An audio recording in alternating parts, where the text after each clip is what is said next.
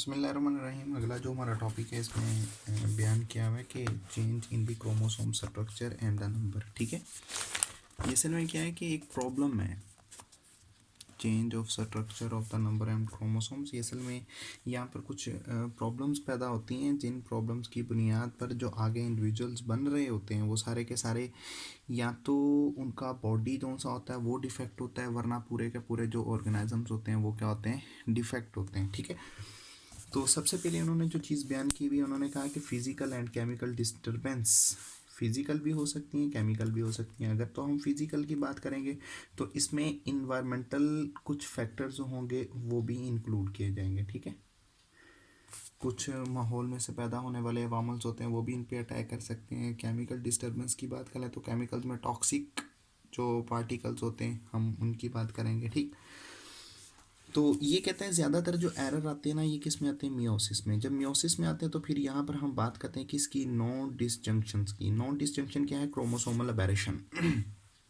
जिसमें क्रोमोसोम्स में खराबियाँ आ जाती हैं। तो फिर इससे या तो ये होता है कि जो अगला ऑर्गेनिज्म होता है उसके अंदर नंबर ऑफ क्रोमोसोम या तो बहुत ज़्यादा हो जाते हैं या फिर बहुत ही कम हो जाते हैं।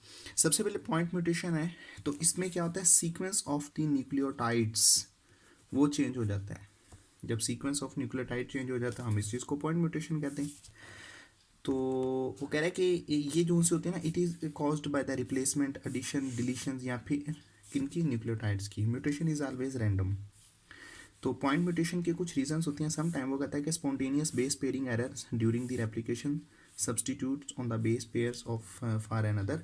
तो सम टाइम ऐसा होता है कि जो बेस पेयर्स पहली जनरेशन में पैदा होते हैं वो नेक्स्ट जनरेशन में पैदा नहीं हो पाते, जिससे क्या आ जाता है, एरर आ जाता है। एग्जाम्पल ले लें, sickle cell anaemia.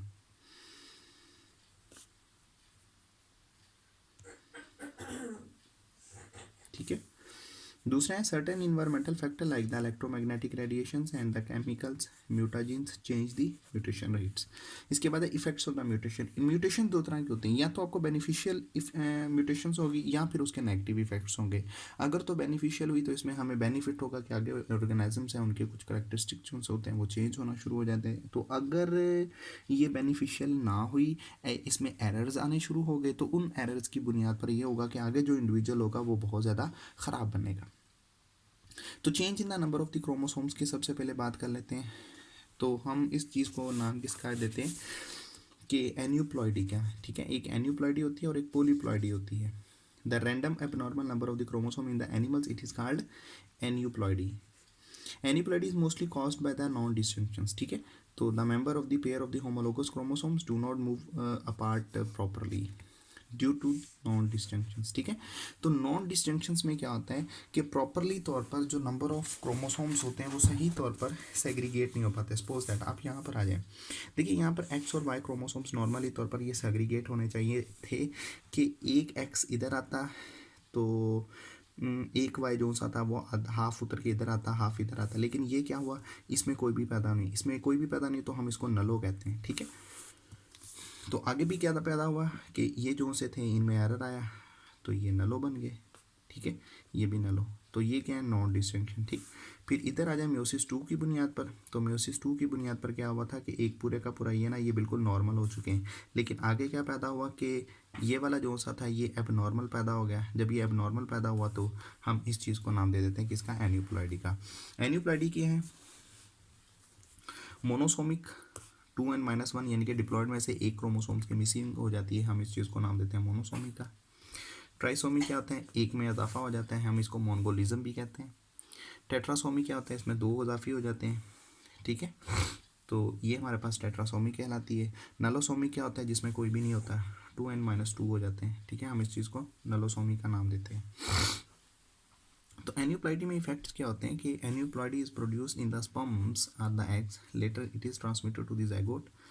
Mitosis transmits the aneuploidy to all the embryonic cells. Such organism may not be survive. तो ये वो सर्वाइव करने के काबिल नहीं होता क्योंकि ख़राब इतना बन जाता है कि उसमें बहुत ज़्यादा एरर्स आने शुरू हो जाते हैं। ठीक है, तो हम इस चीज़ को नाम देते हैं किस चीज़ का, कि ये चीज़ क्या कहलाती है, ये पॉलीप्लॉइडी कहलाती है, सॉरी एन्यूप्लॉइडी कहलाती है। अगला है polyploidy, in which the number of the ChromeOS in which the organisms have more than 2 complete set of the chromosomes, ठीक है, इट इज़ कॉल्ड पॉलीप्लॉइडी।